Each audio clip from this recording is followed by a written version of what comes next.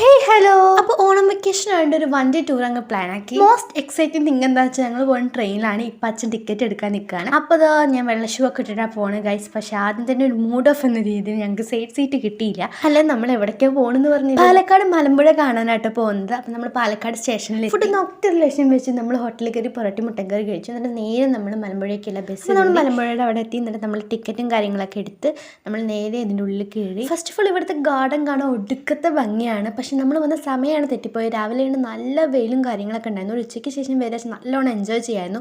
അപ്പോൾ ഇത് കാളിയമർദ്ദനം അങ്ങനെ എന്തോ പറയില്ല, അതാണ് കേട്ടോ. ഇവിടെ എല്ലാതും ഒരു കൃഷ്ണൻ്റെ തീമിലായിട്ട് അവർ ചെയ്തിട്ടുള്ളത്. എനിക്ക് പറയാനുള്ള സജഷൻ എന്താണെന്ന് വെച്ചാൽ ഈ മെനങ്ങാൻ വയ്യാത്തൊരു ഈ പണിക്കൊന്നും പോകണ്ട എന്നുള്ളതാണ്. കാരണം നല്ലോണം നടന്ന് കണ്ട് രസിക്കാനുള്ള കുറേ കാര്യങ്ങൾ അവിടെ ഉണ്ടായി. ഇതവിടെ പ്ലാന്റ്സ് കൊണ്ട് ചെയ്തിട്ടുള്ള ഓരോ അനിമൽസ് കാര്യങ്ങളൊക്കെയാണ്. പിന്നീടാണ് നമ്മൾ ഡാം കണ്ടത്. ഇവിടുത്തെ വാട്ടർ ആണ് ഒടുക്കത്തെ ഭംഗിയായിരുന്നു. നല്ല ക്ലീനും പ്യുവർ ഒക്കെ. യക്ഷിയെ കാണാതാണ് അടുത്ത വീഡിയോ ആയിട്ട് വരാം. ബൈ.